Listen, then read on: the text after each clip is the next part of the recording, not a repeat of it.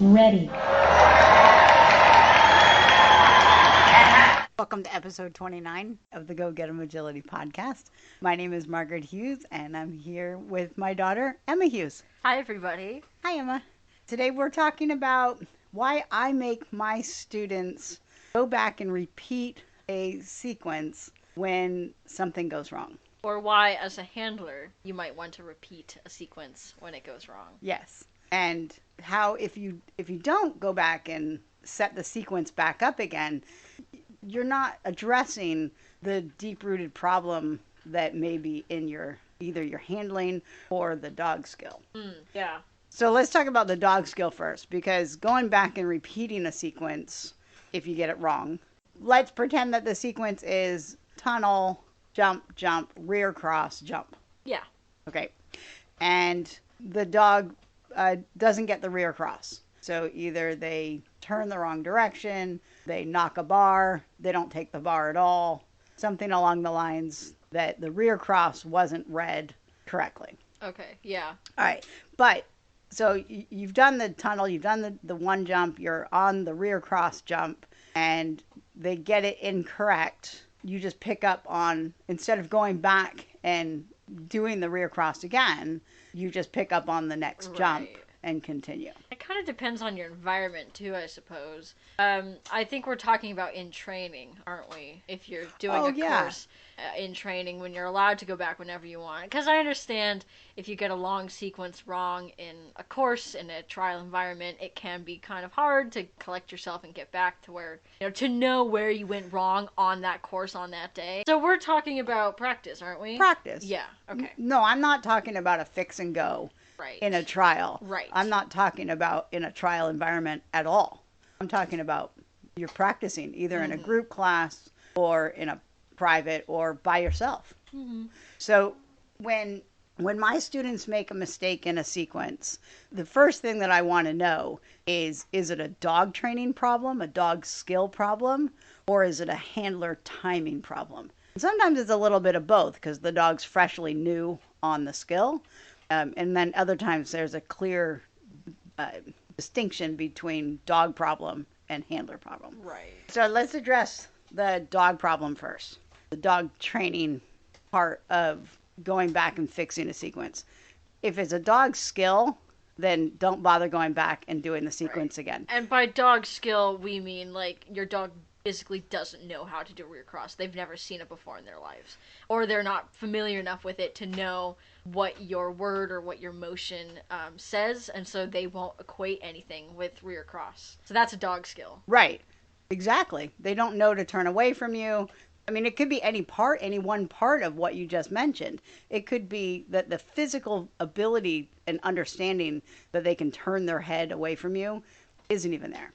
Right. Then they don't know the hand signal. Right. Or they don't know the verbal. Right. Or they've never done it on a jump before, maybe. Exactly. So the jump can create a whole other, the bar itself can create a whole other complicated skill set for the dog. Right. All right. So if you've narrowed it down to either the dog's never learned the skill, or the dog's very fragile on the skill, or the dog hasn't done the known skill in a new environment, then don't bother going back and doing 3 obstacles prior, because your focus for the dog should be on that skill, either in the new established stressor, the new established area. Area is not the right word. Location, venue location, or practice location, or the skill itself just needs more training. And let's not forget that training a dog on your right side is not the same as training your dog on the left side. True. So make sure that you're doing both sides, because a rear cross goes both directions eventually, and you want the skill on both sides. So dogs and handlers can be both dominant on one side versus the other, just like we're right and left-handed. Yeah. And it's okay to prefer a side. I prefer my left side because I'm left-handed, but don't favor that all the time. If you'll physically go to another side of a jump just to stay on your left side. That's going to be more of a hindrance than anything else. I mean, you can, but should you? No. Agreed. Train both sides. Yeah. Go more heavy on your less dominant side than your other. Right, so if it's a dog skill, don't bother going back and training 5 obstacles back, 3 obstacles back. Sit there in that skill, the skill that's an issue, and work the skill. So that leaves us with handler skills. Handler skills. And handler skills includes not only timing, but also location, motion, which is part of timing, right? You got to be in the right place at the right time. And I suppose location's also part of timing, motion, exactly. or whatever. What did I say? I forget what I said now. But okay, so what other things though? So for the rear cross, one of the main things with the rear cross is the pressure onto the line, right? And also the slight rotation of your shoulders towards the center of the bar, the line that you want your dog on. Yeah. Because if we're pulling our shoulders away from our dogs and not giving any indication of pressure, then they're going to keep jumping on the lead that they're already on. Yeah. So one of the things that makes the rear cross difficult is the change of leads for the dog to turn a new direction. And if you don't know what leads are, we have to go into leads. Horse people do leads, right? Yeah, horse. Yeah, it's horse. the paw, the leg that the dog is leading with, right? And so when they take a jump, they will take a jump on their left lead, starting with their left foot. If they take a jump on their right foot first, you can see it really nicely in pictures, straight on pictures. They're jumping with their right foot first in the air. They're on their right lead, and that changes as you switch around the course. Yeah, the direction the dog is going. Yes. Now, what's interesting, though, just a little tangent here on leads, is that horses have 2 leads. Okay. So when they're in a canter or a gallop, their right foot and their right front foot and their right back foot will both be forward on the right side. Dogs can actually have their right front foot forward and their left back foot forward. So dogs have a different style of, and you'll see that very clearly on collection jumps as they come around like the back side of a jump. They will be on one lead on their back end and on another lead on their front end. How interesting. So they do change depending on the type of jump that they're coming from and their training. And just naturally they'll throw out different leads. But besides that, for most dogs, when they're going to turn right to left or left to right, they're going to definitely change their front lead. So that's their front foot, the right going right, turning right, they're going to have their right front foot forward. Turning left, they're going to have their left front foot forward. And so if the timing of the handler is off, then their leads will be off and they won't necessarily get the turn for the rear cross. And the timing of that should be subject to them knowing that turning information before they lift for the jump. Right? And so, okay, so if it's a timing issue, then I absolutely want my handlers to go back and repeat the sequence. But I also want to be careful that we don't get the dogs being discouraged. Right. And so it's very important that if it's a handler timing issue, which I'm not convinced every handler realizes their timing. Once you get past a certain point in training, I would venture to say that 90% of agility mistakes are made by handlers. Like once you get into like an advanced open-ish for AKC people, once your dog like learns everything and they kind of learn how to predict you run, you've been doing agility for say like maybe 3 years now, kind of doubt it's the dog anymore, you know? Yeah, if you know that you've trained the skill, then it does come down to handler timing. Of course every dog's different, but yes, there's always going to be an exception to the rule. Yeah, we can always make that case. So then I guess it begs the opportunity that if the dog makes a mistake on a rear cross, then we can quantify that it's a handler mistake. Yeah, especially rear crosses. Rear crosses are so hard as a handler, especially if you have a dog that's maybe not as obstacle focused as you would like, and you kind of have to help them over the jumps each time, and you know all these different things come into rear crosses. I think we've chosen a very good example, yeah, because rear crosses are, I think, one of the biggest handler error crosses that you can do, or moves in general. Right, and so that's why I want people to go back to help perfect that timing. But you know where you may actually benefit more on learning the timing of a rear cross? It's on a tunnel. Oh, yeah. A straight tunnel. Oh, yeah. Right? Because dogs will naturally just go into a tunnel, and they can go in without knocking the bar. They can go in, not lose confidence necessarily. They can lose confidence on a tunnel, but they're less likely to. Right. And so if you're not sure if your timing is right on a rear cross, then a straight tunnel is going to either A, tell you that your timing was off, or B, tell you that your timing's on. Yeah. So, and how is that? Because if a dog goes into a straight tunnel and they don't read the rear cross before going in or as they go in, they'll come out of the tunnel going the wrong direction. Yeah, I agree. And by straight tunnel, we mean like straight tunnel, no curve at all. Because any curve will shoot your dog out in the direction, that it curves to, which more often than not is the direction that you're in. If you're going to do a curve, the curve wants to be at the entrance.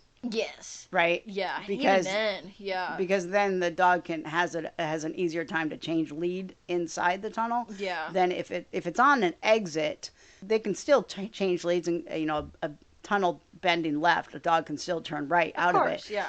But take out that factor, take out that variable of which lead they come in out on, and straight tunnel with a rear cross. If they don't read your motion going in, or your side change rather, if they don't read your side change going in, then they're going to come out going the incorrect direction. Right. But they also have to be taught how to do a rear cross on a tunnel, period. Yeah. Right? Otherwise, they'll spin. They won't go in all together. They'll pull off. Yeah, then we're just embarrassed. Yeah, so there's a commitment issue, a commitment training for rear crosses. So, A, make sure that your rear cross is trained on a tunnel, that your dog is willing to read it and actually go in, and then work your timing on the tunnel. You can work your timing on a jump too, but I think the tunnel's a little more forgiving as far as making the dog upset that they think they get it wrong, right? I agree. So tunnels are self-rewarding, aren't they? A little bit, yeah. For most dogs, they are. All right, so let's talk about other reasons why I mean that's the main reason that I send people back, is because yes, I know that you can go on, but we haven't helped you fix the problem that's creating the problem in the first place. My orchestra teacher used to make us do that all the time. We would, if you got a note wrong, instead of just playing the note again, he's like, well, what's the point? You know the note. Yeah. So you know the note in isolation, but you don't know the note with this entire piece. So we would have to go back to, the first, second measure, 2 measures before, and play it at speed. And I think that's the whole point of my point of coming back to a beginning of a sequence, is because you want it at speed. Anybody can do, a front cross, a blind cross, even sometimes a rear cross in isolation, because that's the first thing that we teach dogs is how to do a rear cross, and we do it at speed. Because that's what matters, right? That's the only thing that matters, is can we do it, in a trial environment, and that's if you're, you want to go trialing and all that. But even just for cleanliness, it looks nice, it looks pretty. Well, and it's more, if you get your timing right, the dog loves it. Yeah, it's fun. The dog's like, yeah, I'll turn this direction for you. Yeah. They would much rather, every time that the handler gets their timing wrong, the dog blames themselves. Oh, yeah. They're like, oh my gosh, I really thought we were going this way, and then all of a sudden you went, oh no, that's not right. And a dog that is not resilient to getting things wrong can go inward. Yeah, they'll shut down. Right? They'll shut down, absolutely. Eli gets things wrong all the time.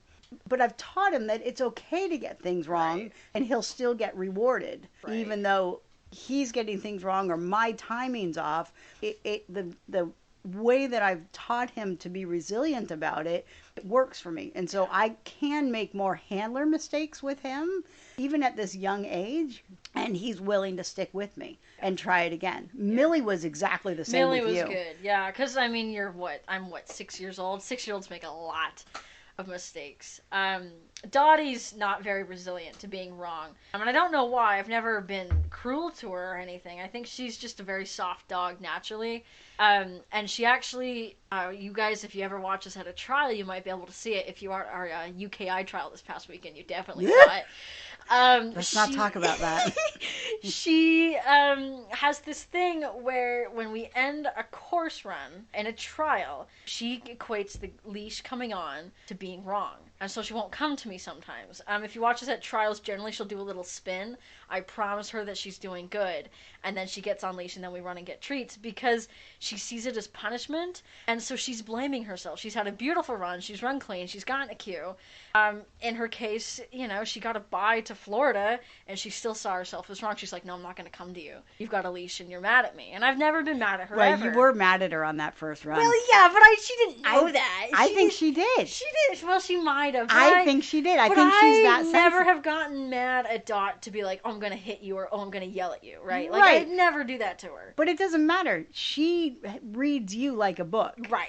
And she's a very soft dog. Yeah. And what was it? She did a wrong course, right? Yeah.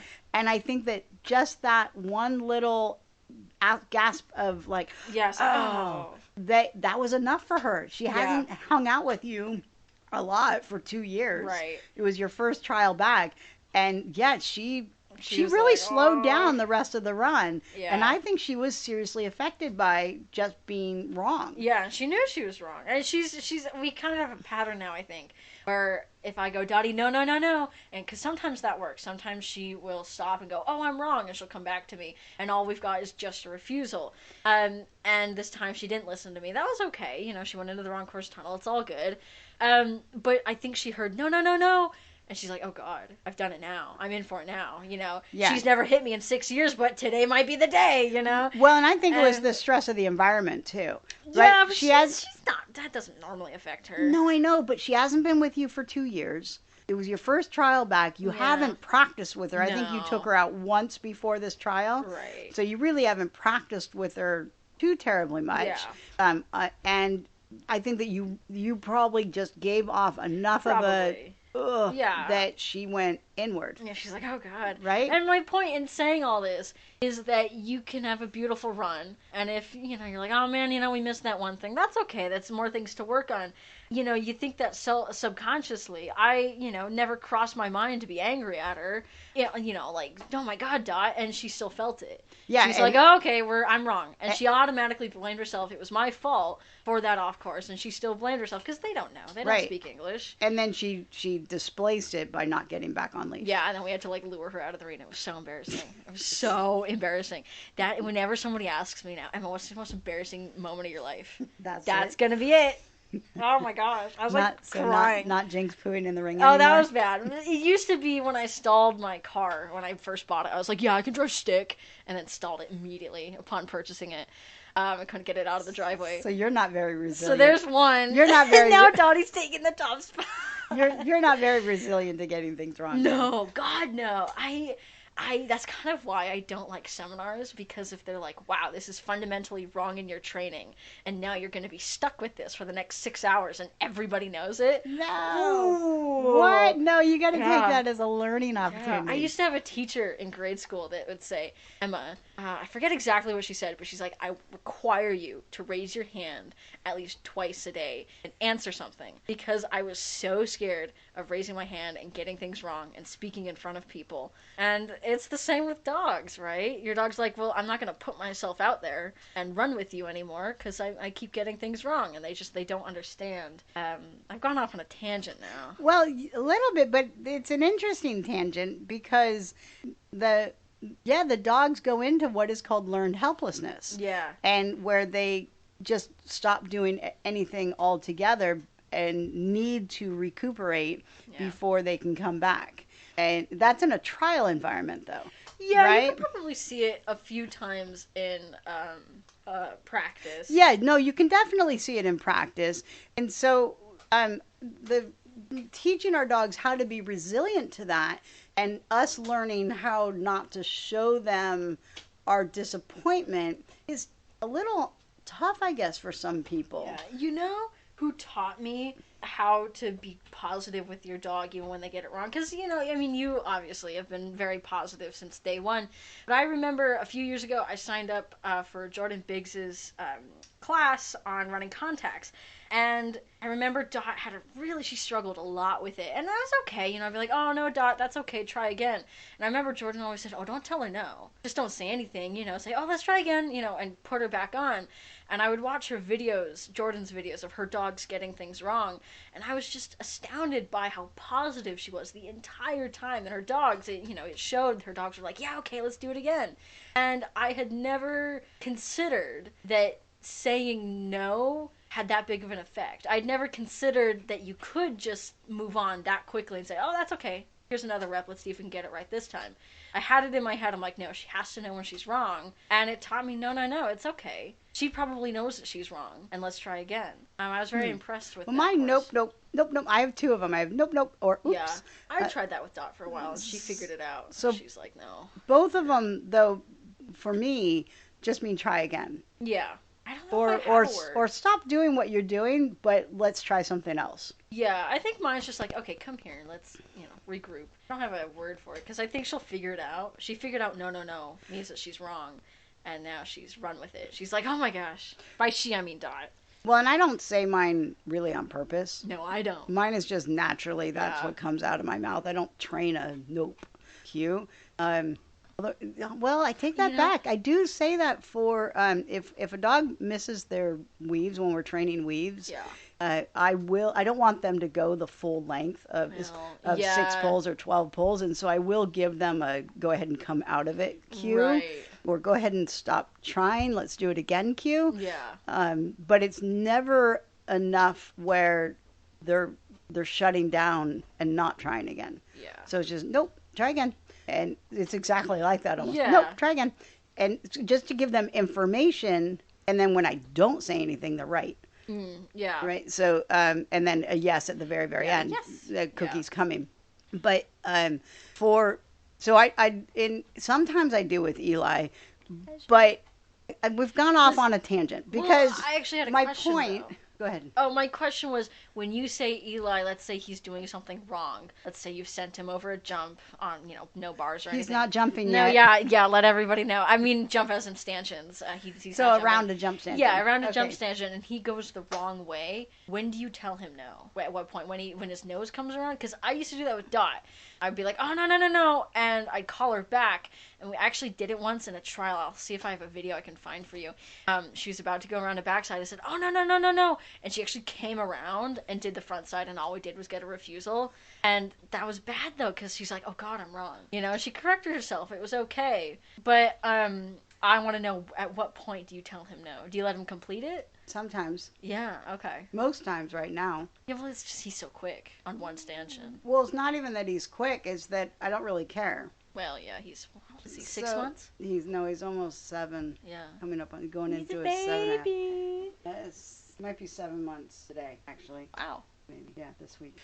So, yeah, because if I tell him, get back, and he goes the wrong, and he just takes the jump regularly, I just, like, oops, try again. And I guess I just withhold reward. But then sometimes I'll give him a reward to reset him.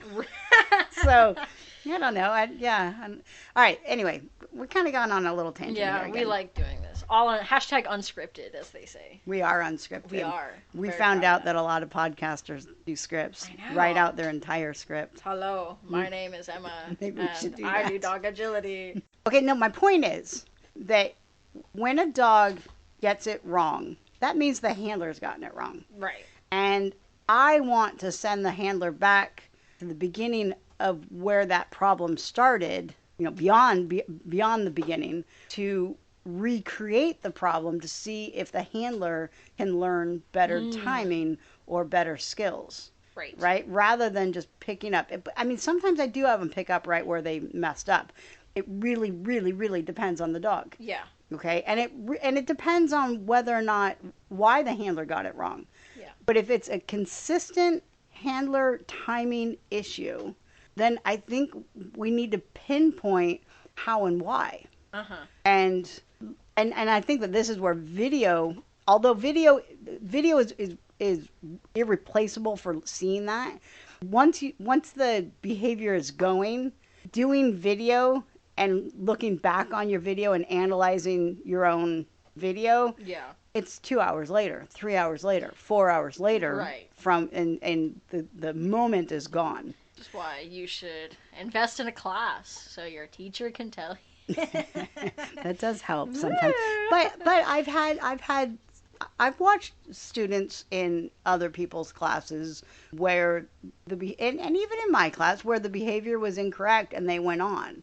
Yeah. And sometimes that is not a big deal. It's if it is a pattern, right? This is a pattern behavior. It's not just a one-off your timing was off. It's a consistent your timing is off. Then I really think we need to go back and recreate why and hone in on the timing and helping the student learn their timing with their dog's timing and learning to read that.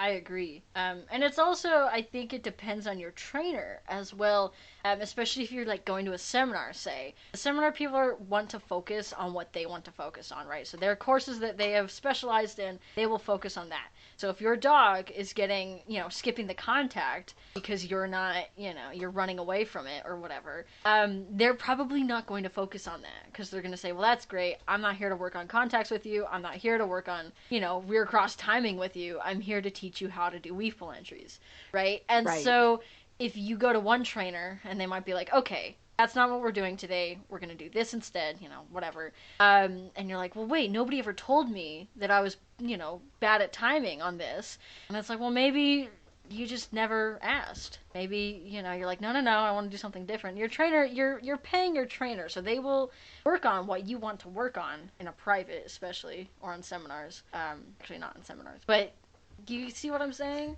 I do see what you're saying. The question is, I guess, how do they fix it? How do they fix it without a trainer giving them input? Right. Unless they know what they're doing wrong. Right. But the dog is telling you. The dog is telling you what you're doing wrong. Yeah, and by telling, I mean they're jumping up, they're biting at you. They're refusing the obstacle. They're refusing the obstacle. But I mean, if they start, oh gosh, what's it called? Redirecting on you, and you're like, oh man, my dog's, such a bad dog.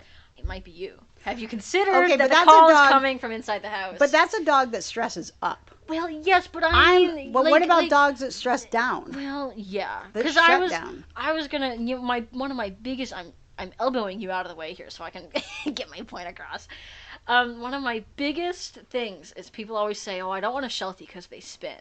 I've always said since day one, Sheltie will not spin if you're handling correctly. Dottie spins constantly, all the time at home, all the time. She's like a record player. She doesn't do it in trials though. Not to say I'm a god of timing, but we're pretty on, I'd say most of the time. And so... yeah, spinning is an indicator that something's going wrong. Spinning, biting, but I know you wanted to say a dog that shuts down. Right, so a dog that stresses up, those are the spinners, those are the biters, those are the ankle grabbers. A dog that stresses down, and interestingly, Dottie goes both directions. Yeah, she's so weird. Dogs that stress down, sniff, they just, or stop working altogether. Yeah. Right? And so if we have, and you want to address both of them, I think that the dog that stresses up, personally, for me, is easier to deal with. Yeah, I think you're right. I think that does come down to just training a few more skills in their, like, if they're spinning, that means that they probably don't have a go cue. Right. Right? They don't have a go forward cue. Right. So that's definitely one that, if they're spinning because you're late, because you're behind. Yeah. Then, yeah, they need more distance skills. They need more go cueing skills, more obstacle commitment skills, right? So definitely I would prefer for my own dog to stress up than to stress down. A dog that stresses down, Dottie stressing down with the leash, that is a stress down. I don't want to get back on leash. Right. I'm refusing to do that. So for the dogs that stress down, I think it's very, very important that we realize we only have so much bandwidth per session, per day, per week, per month.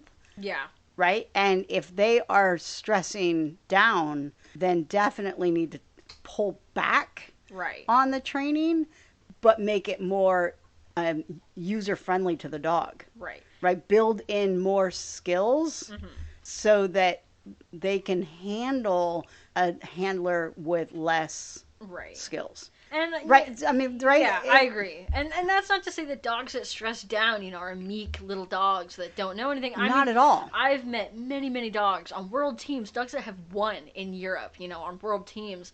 And their handler's like, oh yeah, she's, if I tell her she's wrong, she'll just shut down. And these are dogs, these are border collies that are like insane, and they're like, their handler's like, yeah, if she knows she's wrong, she'll shut down. And so it's not to say if like your dog is, meek and scared, it's not to say that they'll be like that forever. Yeah, they're not necessarily fearful. Yeah, or like slow and like. But they don't like to be told they're wrong. Exactly. They don't like to be told they're wrong. And so if they don't like to be told they're wrong, and your handling is telling them that they're wrong, then their skills have to be stronger. Right. And if their skills aren't stronger, then you either A, stop sequencing and train the skill itself so that your handling can be less optimal, and at the same time make your handling more optimal by understanding your timing of and how your behavior directly affects your dog's behavior.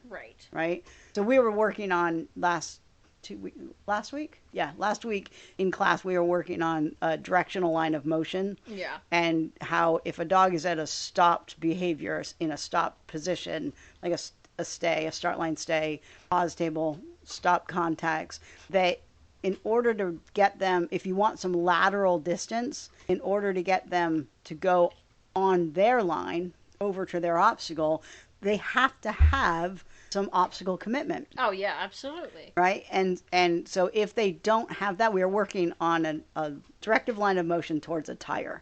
And some of my younger dogs, they definitely, I told them right out of the gate, I said, working this directional line of motion, if the tire is struggling, if they are not confident on their job on the tire, we're going to open up a training hole with this tire skill set.